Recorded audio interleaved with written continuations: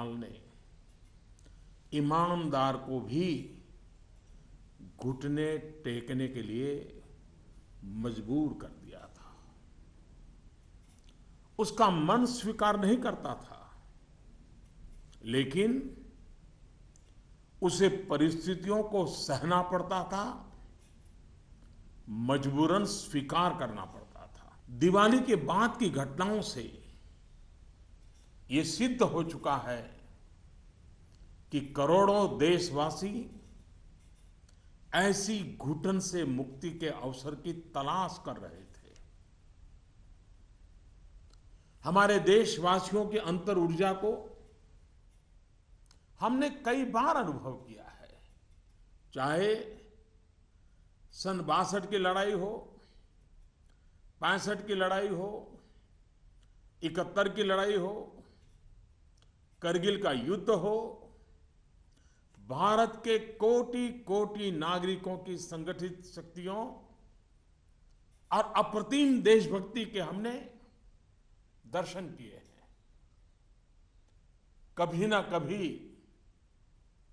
बुद्धिजीवी वर्ग इस बात की चर्चा जरूर करेगा कि बाह्य शक्तियों के सामने तो देशवासियों का संकल्प सहज बात है, लेकिन जब देश के कोटि कोटि नागरिक अपने ही भीतर घर कर गई बीमारियों के खिलाफ, बुराइयों के खिलाफ, विकृतियों के खिलाफ लड़ाई लड़ने के लिए मैदान में उतरते हैं, तो वो घटना हर किसी को नए सिरे से सोचने के लिए प्रेरित करती है। दिवाली के बाद लगातार देशवासी दृढ़ संकल्प के साथ, अप्रतिम धैर्य के साथ, त्याग की पराकाष्ठा करते हुए, कष्ट झेलते हुए बुराइयों को पराजित करने के लिए लड़ाई लड़ रहे हैं। जब हम कहते हैं कि कुछ बात है कि हस्ती मिटती नहीं हमारी, कुछ बात है कि हस्ती मिटती नहीं हमारी, इस बात को देशवासियों ने जी करके दिखाया है। कभी लगता था सामाजिक जीवन की बुराइयां, विकृतियां जाने अनजाने में, इच्छा अनिच्छा से हमारी जिंदगी का हिस्सा बन गए हैं। लेकिन 8 नवंबर के बाद की घटनाएं हमें पुनर्विचार करने के लिए मजबूर करती हैं। 125 करोड़ देशवासियों ने तकलीफें झेलकर, कष्ट उठाकर ये सिद्ध कर दिया है कि हर हिंदुस्तानी के लिए सच्चाई और अच्छाई कितनी अहमियत रखती है।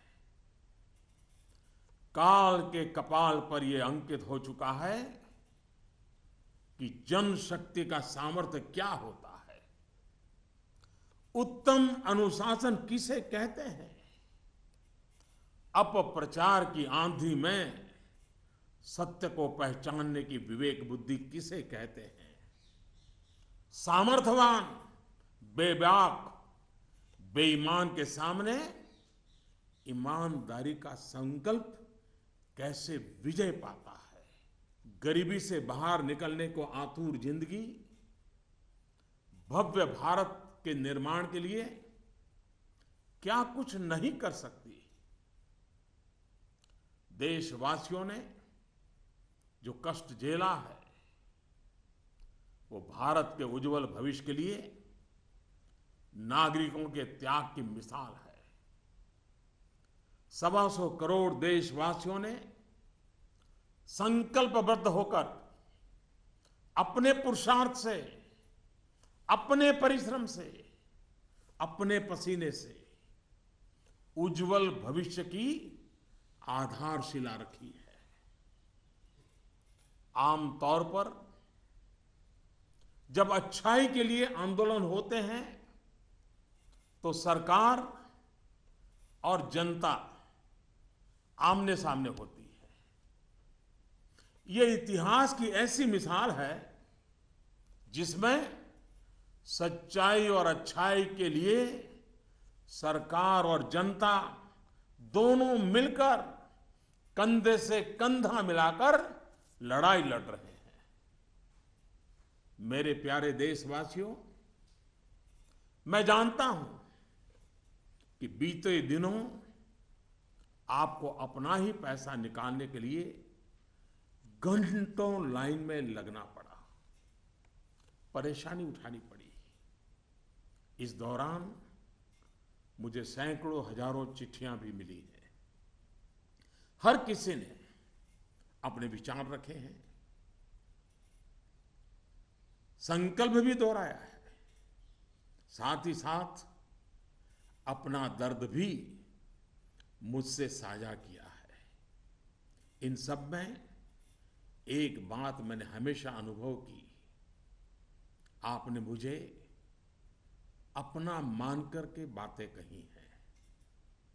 भ्रष्टाचार, काला धन, जाली नोट के खिलाफ लड़ाई में आप एक कदम भी पीछे नहीं रहना चाहते हैं। आपका ये प्यार आशीर्वाद की तरह है। अब प्रयास यह है कि नववर्ष में हो सके उतना जल्दी बैंकों को सामान्य स्थिति की तरफ ले जाया जाए। सरकार में इस विषय से जुड़े सभी जिम्मेदार व्यक्तियों से कहा गया है कि बैंकिंग व्यवस्था को सामान्य करने पर ध्यान केंद्रित किया जाए। विशेषकर ग्रामीण इलाकों में, दूर दराज वाले इलाकों में प्रोएक्टिव होकर के हर छोटी से छोटी कमी को दूर किया जाए ताकि गांव के नागरिकों की, किसानों की कठिनाइयां खत्म हो। प्यारे भाइयों और बहनों, हिंदुस्तान ने जो करके दिखाया है, ऐसा विश्व में तुलना करने के लिए कोई उदाहरण नहीं है।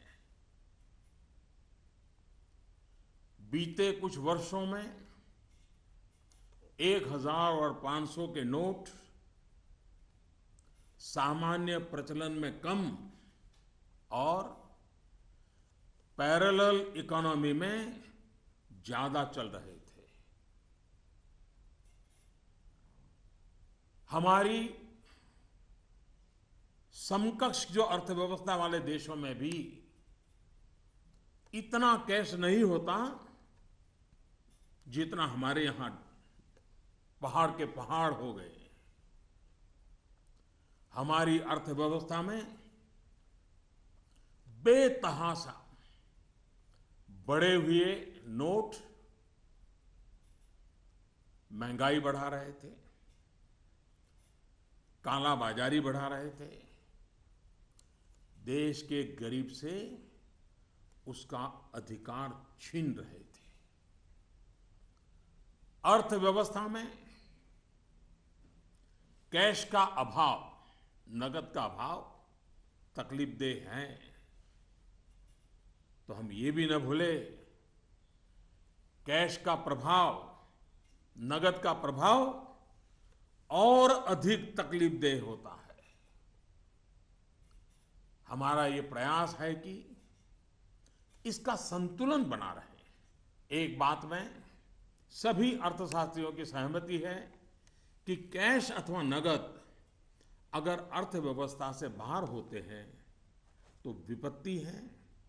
वही कैश या नकद अगर अर्थव्यवस्था की मुख्य धारा में हो तो विकास का साधन बनता है। इन दिनों करोड़ों देशवासियों ने जिस धैर्य, अनुशासन और संकल्प शक्ति के दर्शन कराए हैं, अगर आज लाल बहादुर शास्त्री होते, जयप्रकाश नारायण होते, राम मनोहर लोहिया होते, कामराज जी होते, तो अवश्य देशवासियों को भरपूर आशीर्वाद देते। किसी भी देश के लिए ये एक शुभ संकेत है कि उसके नागरिक कानून और नियमों का पालन करते हुए गरीबों की सेवा में, सरकार की सहायता के लिए मुख्य धारा में वापस आना चाहते हैं। इन दिनों इतने अच्छे अच्छे उदाहरण सामने आए हैं जिसका वर्णन करने में हफ्तों बीत जाए। नकद में कारोबार करने पर मजबूर अनेक नागरिकों ने कानून नियम का पालन करते हुए मुख्य धारा में आने की इच्छा प्रकट की है। यह अप्रत्याशित है और सरकार इसका स्वागत करती है। मेरे प्यारे देशवासियों, हम कब तक सच्चाइयों से मुंह मोड़ते रहेंगे? मैं आपके सामने एक जानकारी साझा करना चाहता हूं और इसे सुनने के बाद या तो आप हंस पड़ेंगे या फिर आपका गुस्सा फूट पड़ेगा। आपको जानकर के हैरानी होगी, सरकार के पास दर्ज की गई जानकारी के हिसाब से देश में सिर्फ और सिर्फ 24 लाख लोग ये स्वीकारते हैं कि उनकी आय 10 लाख रुपये सालाना से ज्यादा है। क्या किसी देशवासी के गले ये बात उतरेगी? आप भी अपने आसपास बड़ी बड़ी कोठियां, बड़ी बड़ी गाड़ियां देखते ही होंगे। देश के बड़े बड़े शहरों को ही देखें तो किसी एक शहर में आपको सालाना 10 लाख से अधिक आय वाले लाखों लोग मिल जाएंगे। क्या आपको नहीं लगता कि देश की भलाई के लिए ईमानदारी के आंदोलन को और अधिक ताकत देने की जरूरत है? भ्रष्टाचार, काले धन के खिलाफ इस लड़ाई की सफलता के कारण ये चर्चा बहुत स्वाभाविक है कि अब बेईमानों का क्या होगा, बेईमानों पर क्या बीतेगी, बेईमानों को क्या सजा होगी। भाइयों और बहनों, कानून कानून का काम करेगा, पूरी कठोरता से करेगा, लेकिन सरकार के लिए इस बात की भी प्राथमिकता है कि ईमानदारों को मदद कैसे मिले, ईमानदारों को सुरक्षा कैसे मिले, ईमानदारी की जिंदगी बिताने वालों की कठिनाई कैसे कम हो, ईमानदारी अधिक प्रतिष्ठित कैसे हो। ये सरकार सज्जनों की मित्र है और दुर्जनों को सज्जनता के रास्ते पर लौटाने के लिए उपयुक्त वातावरण को तैयार करने के पक्ष में है। वैसे ये भी एक कड़वा सत्य है कि लोगों को सरकार की व्यवस्थाओं, कुछ सरकारी अफसरों और लाल फीताशाही से जुड़े कटु अनुभव होते रहते हैं। इस कटु सत्य को नकारा नहीं जा सकता। इस बात से कौन इनकार कर सकता है कि नागरिकों से ज्यादा जिम्मेवारी अफसरों की है, सरकार में बैठे छोटे बड़े व्यक्ति की है।